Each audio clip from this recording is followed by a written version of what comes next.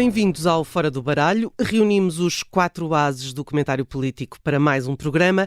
Susana Peralta, Luís Aguiar Conraria, Jorge Fernandes e João Marques de Almeida. Hoje, sem a Vanessa Cruz no comando, estou eu, Judite França. Já vamos aos naipes. Deixem-me só revelar que na segunda parte, na jogada da semana, vamos à candidatura de Pedro Nuno Santos e ao confronto entre socialistas com José Luís Carneiro do outro lado do rinque. Mas então, seguem os naipes e começamos com o Luís Aguiar Conraria, que quer dar copas ao Conselho de Ética do Banco de Portugal. Então, porquê, Luís? Porque acho que foram muito fofinhos, só muito amor é que pode justificar a análise que fizeram ao caso de Mário Centeno, que basicamente o que eles disseram, ou o comunicado que veio da Comissão de Ética, foi que Mário Centeno agiu com a reserva exigível, cumpriu os deveres gerais de conduta, mas que ainda assim pode haver danos reputacionais para a instituição. Portanto, Mário Centeno, a conclusão que se tira é que Mário Centeno fez tudo bem, o problema foi ter-se ficado a saber. Se não se tivesse ficado a saber, realmente não havia danos reputacionais, quer dizer, nem sequer dá para negar, é um bocado como o caso das notas, também se podia dizer o mesmo das notas do Scária, não é? Portanto, se não se tivesse ficado a saber, não havia problema nenhum, não havia também nenhum dano reputacional para o Governo e se calhar o Governo não tinha caído. Portanto, é assim, são umas copas pelo claro carinho que sentem pelo Governador. Mas já agora, falando um bocadinho mais sério, é evidente que eles formam, portanto, formam a Comissão de Ética e, portanto, se calhar tinham de se pronunciar, mas penso que também lhes tinha ficado bem fazer uma pequenina salvaguarda, que era chamar a atenção que tinham sido nomeados por Mário Centeno e, portanto, que havia aqui pelo menos um pequeno conflito de interesses em estarem eles próprios a avaliar a conduta de quem os nomeou. Isso é que é espantoso. Que isso também teria ficado. Isso é que é uma coisa extraordinária. Isto é mesmo um país que é uma andota, por amor de Deus. Quer dizer, como é que uma pessoa pode levar isto a sério? Uma pessoa ser avaliada no meio às pessoas que o vão avaliar. Que independência? O que é que a palavra independência em Portugal não serve para a política? Usa-se para tudo menos para a política. Que independência que podem ter estas pessoas? Quer dizer, uma pessoa tem de reconhecer que em condições normais estas coisas não acontecem. Quer dizer, nós estamos numa situação verdadeiramente absurda de um primeiro-ministro missionário que está a ser investigado. E, portanto, as instituições não estavam preparadas para isto. E, portanto, eu admito perfeitamente que um Conselho de Ética, uma Comissão de Ética, não esteja preparada para a hipótese do Governador ser convidado para primeiro-ministro interino. Mas acho que pelo menos alguma ressalva tinham aqui de fazer e, se calhar, de pedir um parecer externo. Mas, no entanto, eu acho verdadeiramente independente. Como político, Mário Centeno deve ter acabado, porque quando nós vemos políticos citarem poemas em público é porque já chegaram ao fim. Isso não é verdade, isso não é verdade. O primeiro discurso de Mário Centeno no Parlamento citava um escritor, em todo o caso. Já não, agora, talvez o Agualusa, talvez... Não acho que era o Agualusa, não me recordo. Seja como for, o Mário Centeno é uma pessoa que cita poetas e eu não acho que isso seja... Mas não citava um poema com aqueles olhinhos assim de... É um homem que leu livros, no fundo, não é? Lê livros, o Jorge gosta, e vais ver... Lê livros e lê poesia ainda por cima. Vais ver se a carreira dele aqui... Aliás, agora podemos começar a perguntar às pessoas: olha, para que é que servem os seus livros? Para ler ou para guardar envelopes? Essa é que é a pergunta que se impõe. No caso do Mário Centeno, acho que há poucas dúvidas. Que é para ler. Não, às pessoas. Sim. Não, estou a dizer às pessoas. O Mário Centeno não estou a pôr em causa. Não, claro que não. Era só para deixar aqui. Mas como tudo isto é absurdo e ridículo, nós também gostamos de dizer coisas absurdas e ridículas, não é? É o velho ditado português. A uma pergunta estúpida dá-se uma resposta estúpida. Vamos a outra pergunta. Eu tinha só para ter mais uma parvoíce, desculpa. Que o Jorge está sempre muito preocupado que as pessoas não leem livros. Eu acho que se o Governo criasse aqui um programa de começar a esconder notas em livros, provavelmente isso levaria as pessoas, incitava aqui um pouco à leitura, exatamente. Fica a ideia. Vamos ao próximo naipe. Jorge Fernandes, para ti, dás pausa à entrevista de Augusto Santos Silva na RTP3? Sim, Augusto Santos Silva deu uma entrevista à RTP3 em que teceu considerações absolutamente inaceitáveis sobre a justiça. Quer dizer, foram inaceitáveis porque ele é Presidente da Assembleia da República. Naturalmente, enquanto cidadão privado, tem todo o direito, e militante do Partido Socialista, tem todo o direito a dizer aquilo que entender. E, enfim, há aqui uma frase, deixem-me citar porque vale a pena. Santos Silva, a dada altura, exige, no fundo, que a justiça tenha que estar terminada até 10 de março, o dia antes das eleições, e diz a consequência lógica mínima que devia decorrer de tudo isto era que o Supremo Tribunal e o Ministério Público deviam concluir o inquérito que abriram até ao dia 10 de março.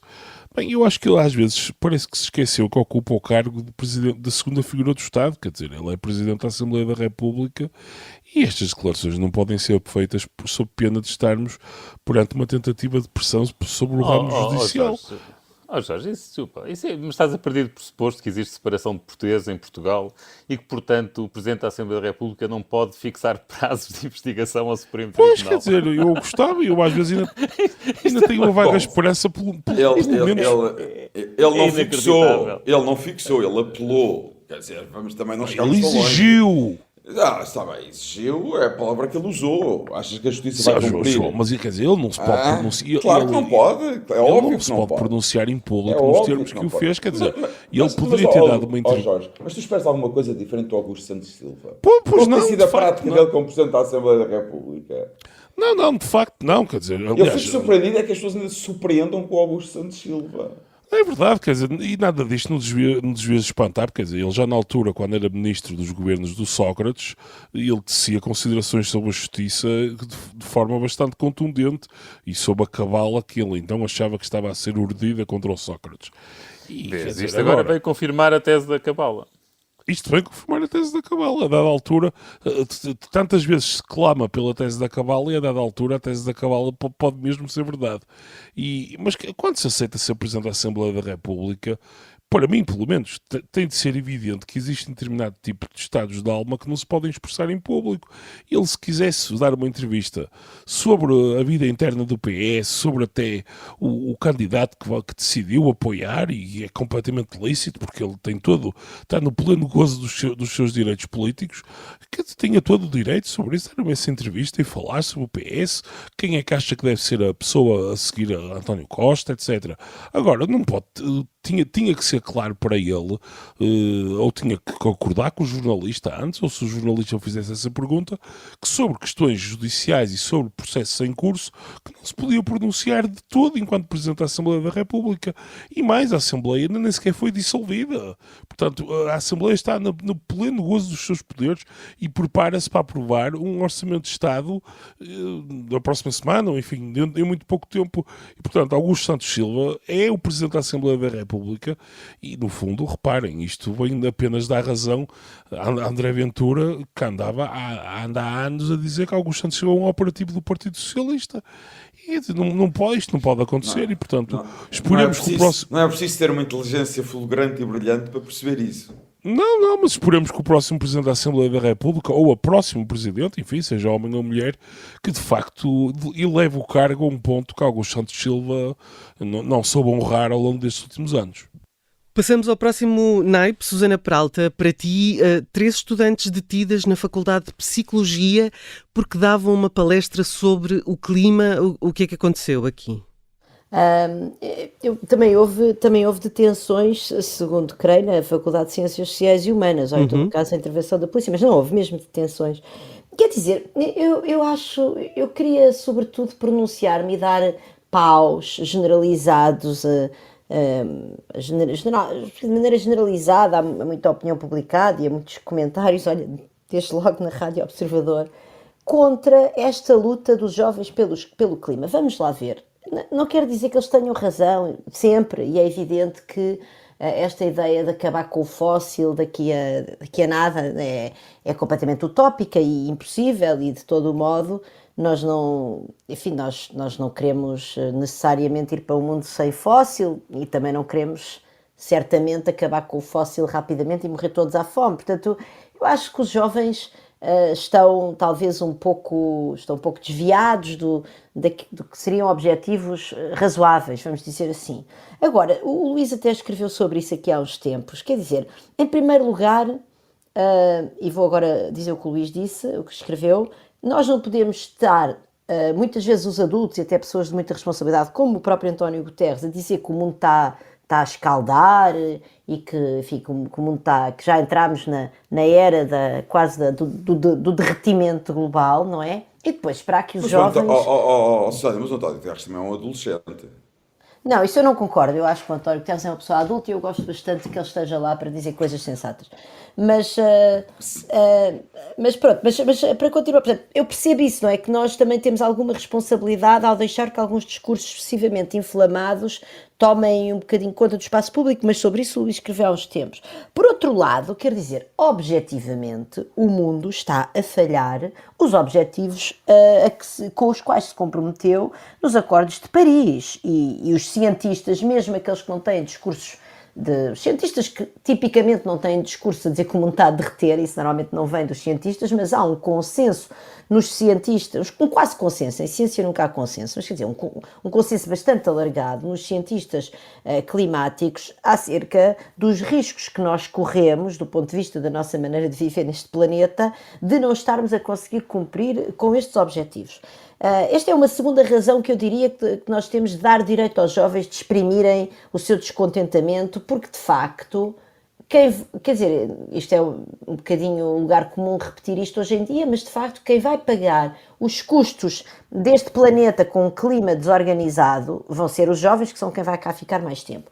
E ainda, por outro lado, nós estamos sempre a queixar neste país, pelo menos eu queixo-me, há outras pessoas que queixam, de que os jovens não participam, que os jovens não votam, que há uma falta de envolvimento cívico em causas diversas, sejam elas quais forem, e depois estamos neste momento a condenar uma geração de jovens que estão a fazer coisas com algum grau de excesso, como é evidente. Agora, o que eu acho é que chamar a polícia a campos universitários, e há umas declarações da responsável dos estudantes da Faculdade de Filosofia, Catarina Bio, Catarina Bio da greve climática estudantil, não da Faculdade de Psicologia, ou não necessariamente, disse à Lusa que o diretor da faculdade avisou os estudantes de que não seriam permitidas conversas políticas. Isto é gravíssimo e, de facto, há um comunicado da direção da Faculdade de Psicologia que é lacónico relativamente a este aspecto, portanto o que diz é não, mas não reservaram o auditório para fazer aquilo, não sei o quê, portanto vai para aspectos, eu diria, de secretaria, quando este aspecto é absolutamente fundamental em faculdades, quaisquer que sejam de ciências humanas, de ciências exatas, de psicologia, de desporto, não quero saber, o discurso político, as conversas políticas têm que ter o seu lugar e os jovens têm direito a exprimir as suas opiniões e claro que enfim, eu percebo que as faculdades tenham necessidade de manter alguma ordem, atenção, mas quer dizer, ver a polícia a intervir, a levar jovens para a esquadra, porque elas estavam a fazer aparentemente uma palestra não autorizada, é algo que a mim me preocupa muito, parece uma deriva bastante sinistra. E totalmente desproporcionada, não é? Totalmente desproporcionada. E pronto, eu queria dizer mais uma coisa, se for verdade, como é, e eu não tenho nenhuma razão para duvidar desta jovem Catarina Bio, porque eu confio nos jovens, se for verdade que o diretor da faculdade disse que não seriam permitidas conversas políticas, eu tenho uma novidade para dar ao senhor diretor da Faculdade de Psicologia. Todas as conversas são políticas. E ainda bem que os jovens ganham uma certa consciência disso. Bem, se não João se Marcos falar de Almeida, política, querias, deixa-me só dizer isto. entrar? Quero fazer 2 pontos. O primeiro... Não te esqueças que ainda tens um Eu sei, pioneiro. eu vou ser muito rápido. O primeiro ponto em relação a isto, quer dizer, eu acho que os jovens devem ter as suas posições políticas, não tenho problema nenhum em relação a isso, e acho que fazem muito bem ter discussões políticas e devem ter discussões políticas, e mais, os jovens fazem disparates, fazem exageros, faz parte de ser jovem, é a vida, ainda bem que se faz, é melhor fazer exageros quando se é jovem do que quando se é adulto. Agora, em relação a isto também queria dizer uma coisa, aparentemente a Rita Matias, deputada do Chega, foi agredida ontem numa faculdade em Lisboa, também por esta questão climática, e o argumento de quem a agrediu foi de que ela não tem qualquer legitimidade para estar numa universidade. Bom, aqui há 2 pontos que é preciso explicar também aos jovens que são politicizados e que defendem certas posições. O primeiro ponto é que não são eles que decidem quem é que tem legitimidade para estar numa universidade. E uma universidade não é propriamente uma sede de um partido político, é aberta a quem queira lá ir. E o segundo ponto é que eles também têm, se têm as posições deles, também têm que respeitar quem não concorda com eles e quem discorda deles. E não se resolve nada a bater e à violência. E isto é grave e é gravíssimo que uma pessoa, só porque é do Chega e só porque tem posições diferentes, é agredida numa universidade. Portanto, este é o primeiro ponto que eu queria fazer, que também convém ser sublinhado. O segundo ponto, uma das razões porque as políticas climáticas estão a falhar, a primeira razão tem a ver que a China e a Índia não cumprem grande parte, não concordam, discordam com muitas dessas políticas climáticas. E a China e a Índia têm para aí 40% da população do mundo, entre 30% a 40% da população do mundo. Esse é o primeiro ponto, que é muito importante, portanto, que também convinha, se calhar, fazer algumas manifestações na China e na Índia em relação às políticas climáticas destes governos. E António Guterres, quando fala, também refere-se especificamente à China e à Índia. Sana, agora deixa-me acabar. Então, mas quer dizer, mas os nossos jovens têm de se manifestarem aqui. Não, mas eu acho muito bem, eu não estou a dizer para os nossos jovens irem para a China ou para a Índia. Tem que fazer barulho. Mas eu não estou a dizer para os nossos jovens irem para a China ou para a Índia. O que eu estou a dizer é que era bom que na China e na Índia também houvesse manifestações contra o quase desprezo que os governos chineses e indianos têm por compromissos internacionais em relação às métricas climáticas. E que António Guterres, como secretário-geral da ONU, também devia falar destes países e não falar em geral, não é? É que é muito fácil falar em geral, mas é difícil atacar a China, para quem é secretário-geral da ONU. E aí é que se vê a coragem. E o segundo ponto, que é preciso, e vai ser um ponto muito polémico nas nossas sociedades, é que são as classes mais pobres que estão a sofrer mais com as políticas em relação às alterações climáticas, sobretudo em relação ao seu poder de compra. E eu dou sempre um exemplo muito claro: os carros elétricos. Na Europa, quem pode guiar carros elétricos são os funcionários da Comissão Europeia, que têm ordenados elevadíssimos, e são as pessoas que trabalham na City e em grandes empresas multinacionais que têm também ordenados elevadíssimos. Vão falar com as pessoas de classe média baixa onde é que elas têm dinheiro para comprar carros elétricos. Também é preciso ter em conta as injustiças populares que estas políticas estão a fazer.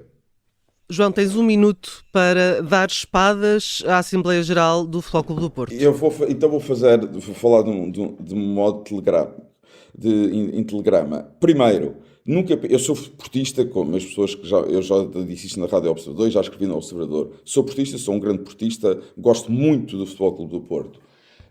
Tenho mesmo muita pena de ter assistido ao que assisti na última Assembleia Geral do Clube, com adeptos do Porto, com sócios do Porto a baterem noutros sócios do Porto e a agredir outros sócios do Porto. É o primeiro ponto, que é lamentável. Nunca pensei ver isto acontecer no Futebol Clube do Porto e nunca tinha visto uma coisa semelhante no Futebol Clube do Porto. É lamentável. Segundo ponto, eu tive uma grande admiração por Pinto da Costa, mas perdia. E acho que está na altura de Pinto da Costa abandonar o lugar de presidente da SAD do Futebol Clube do Porto e de presidente do Futebol Clube do Porto. E, sobretudo, o que me chocou naquilo foi Pinto da Costa a assistir de um modo absolutamente passivo a agressões a outros sócios do Futebol Clube do Porto.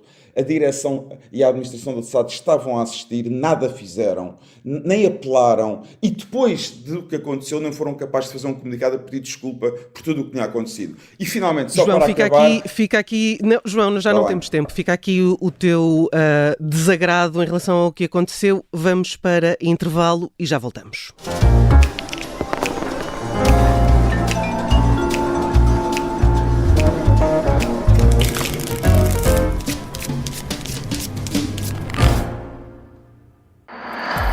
As pessoas iam para lá jogar a dinheiro. Eu vi lá uma roleta. Este é o Encantador de Ricos. É a história de como Pedro Caldeira, o maior corretor da Bolsa Portuguesa, seduziu a alta sociedade dos anos 80 e perdeu os milhões que lhe confiaram. Eles estavam em choque. Aquilo foi quase como uma bomba, não é? Uma série para ouvir em 6 episódios que faz parte dos Podcast Plus do Observador. É narrada por mim, São José Correia, com banda sonora original de The Legendary Tiger Man. Os Podcast Plus do Observador têm o apoio da Onda Automóveis.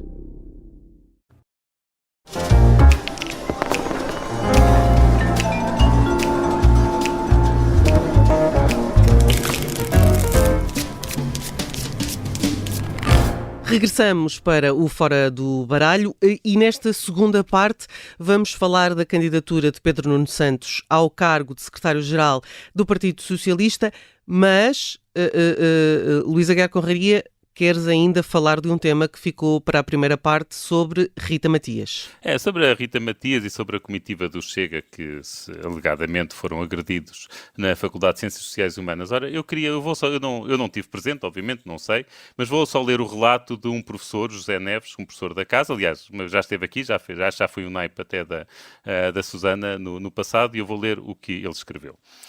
O grande Paulo Futre era exímio a sacar penaltis. Passava à frente dos adversários e tropeçava nos seus próprios pés como quem estivesse a ser rasteirado. A deputada Rita Matias e a comitiva do Chega têm menos talento para o teatro. Passaram 2 ou 3 horas na esplanada da FCSH a ver se alguém os rasteirava. Insultaram estudantes de forma xenófoba, puseram os seus jagunços a rondar as conversas que os poucos docentes e muitos estudantes que ali estavam iam mantendo, andaram com câmaras a filmar quem não queria ser filmado. E ainda assim tiveram pouco sucesso, o que nem por isso os impediu de chamarem a polícia para reivindicarem um alegado penalti. No final do acontecimento, um dos polícias, sentindo-se algo apalhaçado pelo show montado pelo Chega e perguntando-se por que raio ali estava, disse-me: isto é gozar com quem trabalha. Pronto, isto é a descrição da ação da Rita Matias e do Chega na FCSH, feita por um professor que esteve lá. Bem, eu só quero adicionar aqui, só muito brevemente, posso? Sim, diz Jorge. Não, pronto. Quer dizer, pronto, só para esclarecer que o professor José Neves não é propriamente uma pessoa, digamos, isenta. Tem umas posições políticas muito vincadas, anti-Chega, nomeadamente, portanto, eu tomaria eu não tomaria, digamos, a sua descrição como uma descrição jornalística, enfim, isenta de qualquer tipo de... Portanto, achas que ele inventou a citação do... Não acho que inventou, Luís. Agora, acho que não fez a descrição, por exemplo... Ele fez a citação do polícia. Isto é gozar com quem trabalha. Está bem, é evidente, Luís, mas quer dizer, acho que ele tem os... Por amor de Deus. Acho que o Zé Neves tem as posições que tem e, quer dizer, mas não são próprios... Ele não fez... Não há de ter feito um relato, digamos, um relato propriamente jornalístico isento. Mas, dito isto, é evidente que não houve qualquer tipo de agressão, quer dizer, eu vi as imagens e andei com alguma... É evidente que não houve qualquer tipo de agressão e até compro perfeitamente a ideia de que terá havido provocações por parte do Chega. Agora, vi imagens e enfim, de muitas dezenas ou até centenas de estudantes da FCSH, no fundo, a tentarem impor quase uma lei da rolha, a dizer que ali pessoas de uma determinada ideologia não podem entrar, não podem falar, etc, etc. Aliás, isto é um clássico, já aconteceu antes na FCSH, quando aqui há uns anos atrás, largos, quando havia um debate com Jaime Nogueira Pinto e outras pessoas de direita e de esquerda, e houve uma fortíssima mobilização, porque houve um cancelamento, entendiam que pessoas de direita não podiam falar na FCSH. Quer dizer, portanto, a ideia de que dentro de uma faculdade temos de viver numa câmara de eco em que só ouvimos pessoas com as quais à partida concordamos é a própria negação do que é uma faculdade e a própria negação do que é o conhecimento. Eu só queria fazer um ponto. Tenho imensa pena que o professor José Neves tenha falado do Paulo Futre, que foi um futebolista fantástico, e não é verdade que se ele tivesse sempre a atirar para a área para fazer penaltis. Ora bem, vamos então ao Largo do Rato. Luís, começo por ti. Eu quero, desculpa, eu tenho mesmo de dizer uma coisa relativamente ainda a esta questão das alterações climáticas. É verdade que os pobres não têm dinheiro para pagar carros elétricos, é verdade que as políticas de transição climática afetam desproporcionalmente o orçamento dos mais pobres. Aliás, basta lembrar o que é que aconteceu com os Gilets jaunes, por exemplo, em França. Enfim, não vamos agora entrar por aí porque há obviamente instrumentalização política, etc. Mas há objetivamente impostos, tal como agora com o IUC em Portugal, ou seja, são impostos sobre a poluição que pesam mais no orçamento dos mais pobres, e é por isso é que há um fundo de transição justa na União Europeia, e é por isso também que a COP já tem um fundo semelhante para poder compensar de alguma forma os países mais pobres, e até foi o Paquistão que fez pressão sobre isso, enfim, mas esse era outro programa. O que eu quero dizer é o seguinte também, que é um aspecto muito importante para complementar o que o João disse. Os mais pobres são também quem paga desproporcionalmente os custos das alterações climáticas. São as pessoas que vivem em regiões, por exemplo, mais sujeitas a cheias, e as cheias catastróficas estão a ser mais frequentes, de resto, com as alterações climáticas, são Mas as estás a pessoas falar que, por de pobres exemplo, no não plano têm. global? Pobres Não no estou a plano falar global. não só no plano global, também nos países ricos, as pessoas mais pobres são quem vive, por exemplo, em zonas mais poluídas, são quem não tem, são quem tem mais problemas respiratórios, ou porque vive em zonas mais poluídas, ou porque também depois não tem dinheiro para ter acesso a cuidados de saúde preventivos, etc. Portanto, os pobres também pagam desproporcionalmente os custos das alterações climáticas. E isso também explica, provavelmente, porque é que nós somos tão lentos. Enfim, porque essas pessoas têm pouca voz. Mas pronto, isso era outro programa, mas eu queria fazer este ponto. Luís, vamos então agora ao tema da segunda parte. Esperavas ver o Largo do Rato tão galvanizado? É o que se costuma dizer, rei morto, rei posto? Quer dizer, sim, não houve ali nada que me surpreendesse. Até agora acho que está tudo a decorrer mais ou menos como se esperava, que é Pedro Nuno Santos anunciou a sua candidatura, tinha tudo já preparado, teve de antecipar, claro, mas também percebeu, se calhar terá ficado na dúvida durante 1 ou 2 dias se fazia sentido ir já a jogo ou se não era melhor deixar o PS perder as eleições agora e tentar ter um jogo mais favorável daqui a 4 anos ou daqui a 2 anos, quando eventualmente o novo governo caísse, mas terá percebido que os militantes socialistas não lhe perdoariam isso, porque, pelo menos essa é a sensação que todas as pessoas têm, o PS ainda tem possibilidades de ganhar estas eleições e quem lhe dá uma maior probabilidade de vitória é Pedro Nuno Santos. E, portanto, é isso que interessa a um partido de poder. E é por isso que não é nada surpreendente que haja todo este apoio e todo este fervor à sua volta e estas declarações. E depois, ainda por cima, ele disse que carregava as cicatrizes. Fica sempre muito bem assumir os erros, apesar de não ter assumido nenhum. Quer dizer, quando voltou a falar na TAP, quando voltaram a falar com ele sobre a questão do aeroporto, como ele, por despacho, quis passar por cima de uma decisão do Primeiro-Ministro, ele não assumiu erro nenhum, disse que era uma coisa que para ele era intolerável esperar mais tempo e tal. Portanto, na verdade, não tem cicatrizes nenhumas. E, portanto, isto é tudo mais ou menos o que é previsível, até o haver um candidato fraco, um oponente fraco, que reúne um ou outro notável que não quer para já ser misturado com a atual onda. Até isso me parece que é previsível e, de certa forma, apenas serve para dar mais brilho à vitória dele, para isto não ser uma vitória tipo Coreia do Norte. João, a presença de Francisco Assis consegue acalmar os socialistas mais moderados? Não sei, quer dizer, eu acho que o PS vai, quer dizer, ganhe quem ganhar, e o favorito é Pedro Nuno Santos. O PS depois vai se unir à volta dele, porque, como disse o Luís, quer dizer, o PS quer é ganhar as eleições, é uma máquina de poder, e, portanto, o que quer é ganhar as eleições e continuar no governo. E se os militantes acharem que Pedro Nuno Santos é a pessoa que tem mais hipóteses de ganhar eleições, é nele que vão votar, não tenho dúvidas nenhuma sobre isso.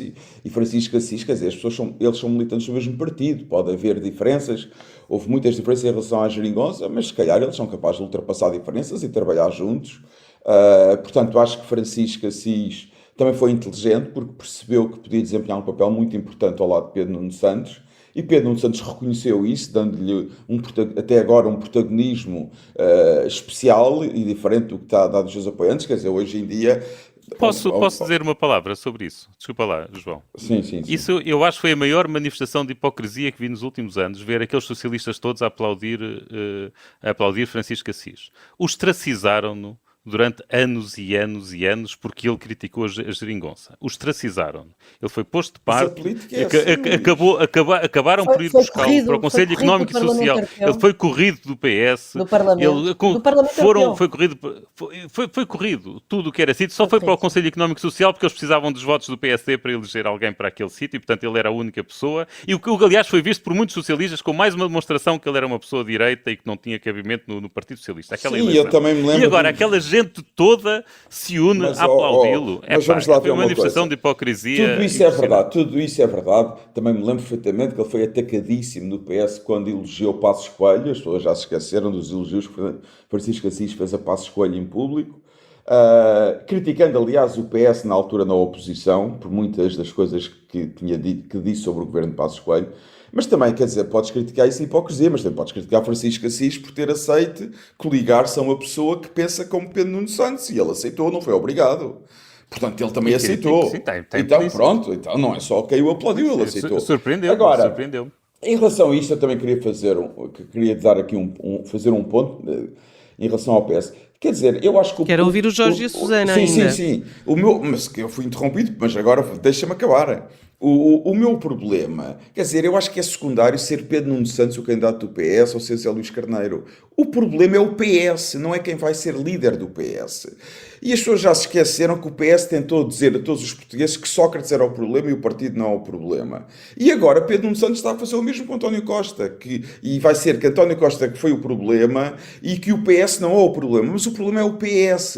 E o PS, enquanto não for penalizado pelos eleitores, enquanto não estiver uns anos na oposição, não vai mudar, não vale a pena ter ilusões nenhumas. Portanto, se ganhar as eleições com Pedro Nuno Santos ou com José Luís Carneiro, as confusões vão continuar, os erros de governação vão continuar, e daqui, se calhar, a 2 ou 3 anos voltamos a ter muito mais confusões. Porque o PS, como acontece na política, está há demasiado tempo no poder, o poder corrompe, e eu agora não estou a falar no sentido de corrupção monetária ou financeira, estou a falar no sentido de corrupção política. O poder corrompe, está há muito tempo no poder corrompe, e o PS precisa de uma cura da oposição e de ser penalizado pelos eleitores portugueses. Não sei se eles vão perceber isso ou não, mas é a minha opinião. Jorge, achas que o eleitorado já se esqueceu do que aconteceu no governo, das polémicas, da forma como Pedro Nuno Santos saiu? Sinceramente, acho que sim. Há duas coisas que eu quero dizer sobre este assunto. Bem, em primeiro lugar, é que o PS, de facto, montou ao longo dos últimos anos uma máquina de poder absolutamente notável, e esta transição praticamente, quer dizer, sem é uma transição sem esforço, e quase entre António Costa e o seu sucessor mostra bem o quão aliada está a máquina e o quão rapidamente todas as elites do Partido Socialista percebem que, acima de tudo, o partido tem que continuar no poder e tem que continuar a trabalhar coerentemente e de forma coesa para se manter no poder. E isto contrasta muito com o PSD, e aliás, se calhar é um dos problemas do PSD, é que de facto no PSD há imensas lutas internas, sempre houve, mas nos últimos anos as coisas chegaram a um patamar... Mas por acaso agora não se estão a manifestar, Luís. Jorge, desculpa, por acaso até acho que o partido está... Neste momento o partido até está unido, não há... Mais ou menos, quer dizer, há muitas lutas latentes, João, há muitas lutas latentes e há uma não imensa franja... Não está menos unido que o PS, seguramente. Não é esse o problema. Garanto que está menos unido que o PS. Isso parece-me. Há muitas lutas latentes, digamos assim. Há muita gente que não está convencida. Pode estar convencida, enfim, mas não, pode estar vencida, mas não convencida sobre o potencial eleitoral de Montenegro, e está, no fundo, resignada. E, portanto, isso aqui portanto, aqui no PS há, de facto, a capacidade. Isto é uma coisa notável, a capacidade que o partido tem para, no fundo, rapidamente deixar cair um líder que, apesar de tudo, enfim, guiou o partido ao longo dos últimos anos, e rapidamente toda a elite, enfim, há uma ideia quase de vamos seguir em frente, e acima de tudo há que pôr os interesses do partido e do coletivo à frente de egos pessoais e de lutas, porque os benefícios individuais que cada um vai colher serão maiores do que o prejuízo que teria eventualmente caso entrássemos aqui em guerrilha interna. E a mesma coisa se passa para Francisco Assis. Eu concordo com vocês que Francisco Assis foi ostracizado, claro, mas quer dizer, é a mesma coisa quase com Sérgio Sousa Pinto. Eu gosto imenso de Sérgio Sousa Pinto. Agora, de facto, ele que tem o seu espaço de voz, de grilo falante contra o Partido Socialista, mas não deixa de estar regularmente no Parlamento a votar a favor de tudo o que é proposta socialista, e quero de resto ver o que é que vai acontecer agora nas próximas listas de deputados.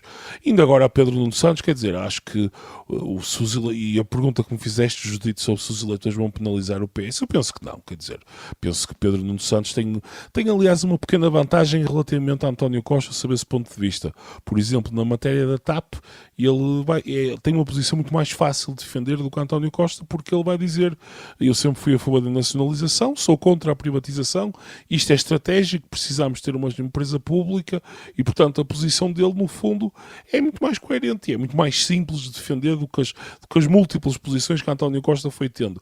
Relativamente à maneira como ele saiu, os portugueses já mostraram, aliás já começou a aparecer esse discurso de que, bem, o PS pode ser um partido que tem incoerências, que tem até alguns laivos de corrupção política e que tem graves dificuldades às vezes com a verdade, etc.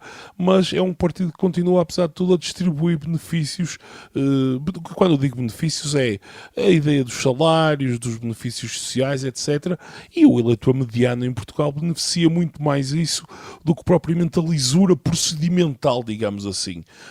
Portanto, a ideia de que há aqui um conjunto de coisas na democracia que têm que ser respeitadas, e não falo de coisas ilegais, falo mesmo de coisas, enfim, da lisura procedimental no sentido puro e duro. E o eleitor mediano em Portugal, quer dizer, tem muito mais apreço por isso do que propriamente pelo resto. Uhum. Susana, achas que o ministro preferido deste governo, que é José Luís Carneiro, tem alguma hipótese? Bem, o que eu acho aqui não interessa para nada, mas a contagem de espingardas que até vinha no Observador parece deixar poucas dúvidas de que Pedro Nuno Santos é uma pessoa que tem muito mais possibilidades de ganhar o PS, mas como dizia o Luís, provavelmente porque também é uma das pessoas que tem mais possibilidade de ganhar o país. Embora isso contraria um pouco essa ideia do José Luís Carneiro ser o ministro preferido, mas quer dizer, eu também acho que o Jorge é mais competente do que eu para discutir isso, mas eu não tenho a certeza que haja uma correspondência direta entre seres o ministro preferido dentro de um governo e seres um líder, vamos dizer, galvanizador, capaz de levar um partido e um país em tempo eleitoral. Eu acho que Pedro Nuno Santos, com todos os defeitos que eu lhe encontro, e devo dizer que escrevi vários textos a criticar Pedro Nuno Santos, portanto estão escritos, não é? Tenho aquela possibilidade, não estou a dizer isso agora, tenho vários deles, nesta parte da lisura procedimental, que não tem nada a ver com questões ilegais.